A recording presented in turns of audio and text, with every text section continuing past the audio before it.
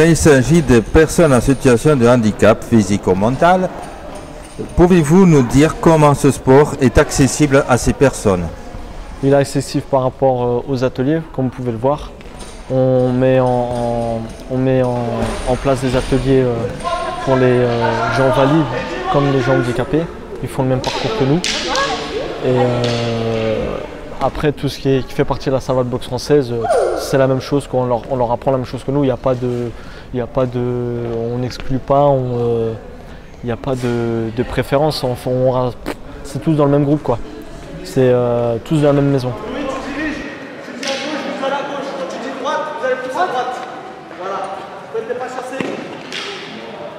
Ces journées ont pour but, bien sûr, de faire du sport aux personnes en handicap et de faire l'inclusion des personnes en situation de handicap dans la vie par le biais du sport. Donc au départ, c'était sur 2 jours. Maintenant, depuis 3 ans, c'est sur 4 jours. Le jeudi et le vendredi, on a décidé de sensibiliser les jeunes scolaires au monde handicap par plusieurs ateliers aveugles, langage des signes et fauteuil roulant.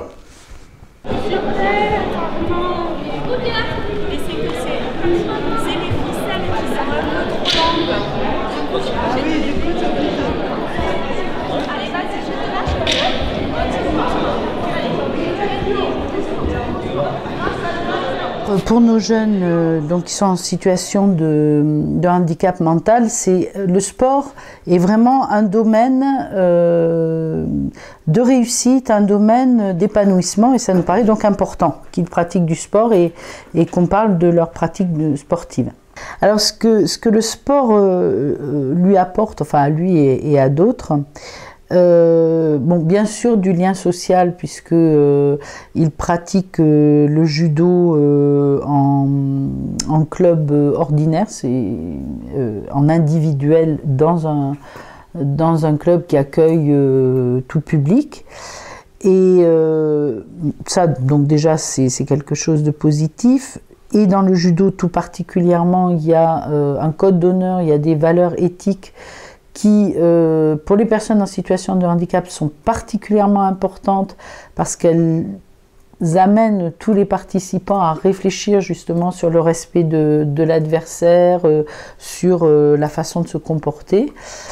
Ensuite, c'est aussi très important pour la santé. Alors, mon fils est porteur d'une trisomie. Les trisomiques ont souvent des petits problèmes de surpoids. Donc pratiquer du sport, ben, c'est très important pour leur santé. Ça aide aussi à développer les réflexes, la rapidité, ce qui est aussi une de leurs difficultés spécifiques. Et puis surtout, il y a un sentiment de réussite personnelle. Il y a peu de domaines à l'école, etc., où ils se sentent reconnus et récompensés finalement pour les efforts qu'ils font. Et Dieu sait qu'ils font infiniment plus d'efforts que beaucoup d'entre nous pour pouvoir justement accéder à un certain nombre de choses.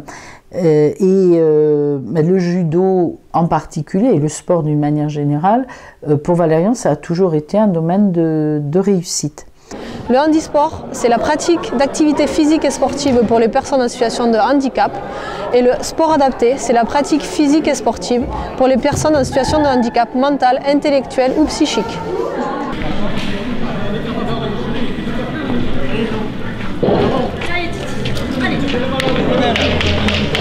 Les fonctions du comité départemental de sport adapté du Lot sont globalement de développer l'activité physique et sportive pour les personnes en situation de handicap mental. Donc tout d'abord en mettant en place un nombre important de manifestations sportives dans le département du Lot, beaucoup axé sur la pratique de loisirs, accessible à tout le monde. Et deuxièmement, Ce comité aussi permet d'apporter son aide et son soutien aux familles touchées par le handicap, mais aussi aux institutions ou établissements accueillant ces personnes en situation de handicap, afin de développer cette pratique physique au sein d'associations sportives de cet établissement.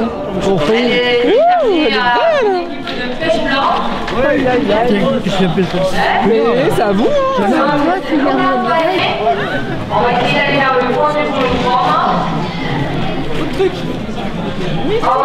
Ces journées donc vont nous amener à découvrir cette notion d'handicap qui a été définie à partir de 2005 de façon définitive par l'OMS. L'handicap constitue, au sens présent de la loi, toute limitation d'activité ou restriction de participation à la vie en société subie dans un environnement par une personne en raison d'une altération substantielle, durable ou définitive d'une ou plusieurs fonctions physiques, sensorielles, mentales, cognitives ou psychiques, d'un polyhandicap ou de troubles de santé invalidants. Cette définition, on peut l'améliorer, on peut la contester, mais elle a le mérite de prendre en charge la majorité des handicaps. Il faut bien savoir que en France, on a 12 millions de personnes qu'on considère comme handicapées et 80% sont invisibles. C'est-à-dire que vous ne vous en apercevez pas quand vous les retrouvez dans la rue.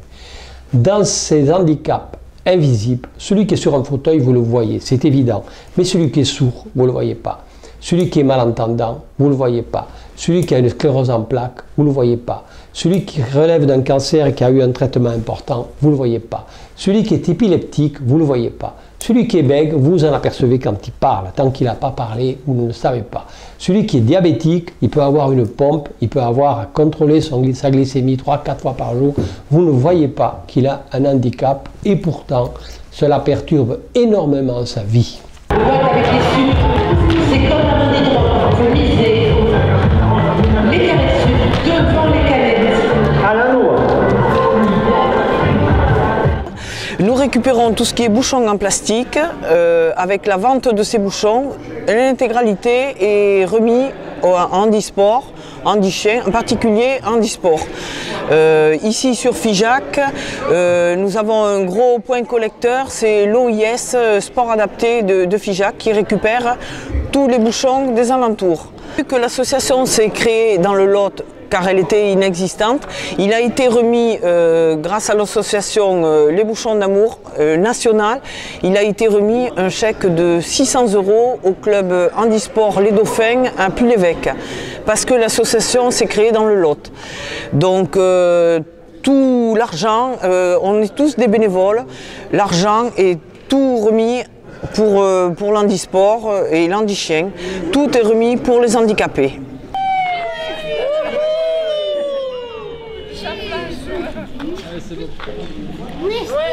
Au niveau du sport, par le biais de l'OIS, servir de relais aussi pour les gens qui désireraient, malgré leur handicap et le fauteuil roulant par exemple, accéder à un sport. L'année passée par exemple, en opération ressources, on a travaillé avec les étudiants de l'IUT de Nérac. Nous avons effectué une course solidaire avec les lycéens de Jeanne d'Arc.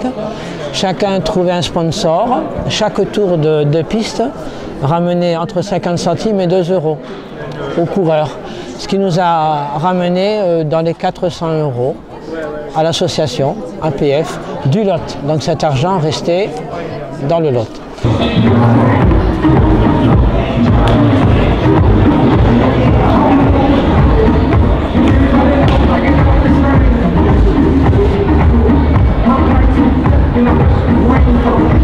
Pourquoi danser en fauteuil roulant? Pour ma part, j'ai du mal à me déplacer, donc j'ai du mal à synchroniser plusieurs mouvements, à faire tous les mouvements d'une danse de couple standard.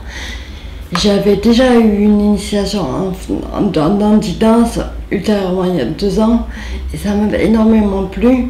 Et je pense que l'handidance, c'est une danse normale comme tout le monde. Je peux danser un rock, un cha-cha, un mambo, qu'il y en a, ils ne savent même pas ce que ça veut dire. Et je trouve que c'est un moyen de féminiser aussi l'handicap surtout et de trouver ça plus gracieusement et plus, on peut dire que c'est plus abordable à beaucoup plus de monde. C'est moins violent comme image que l'handicap même. Voilà.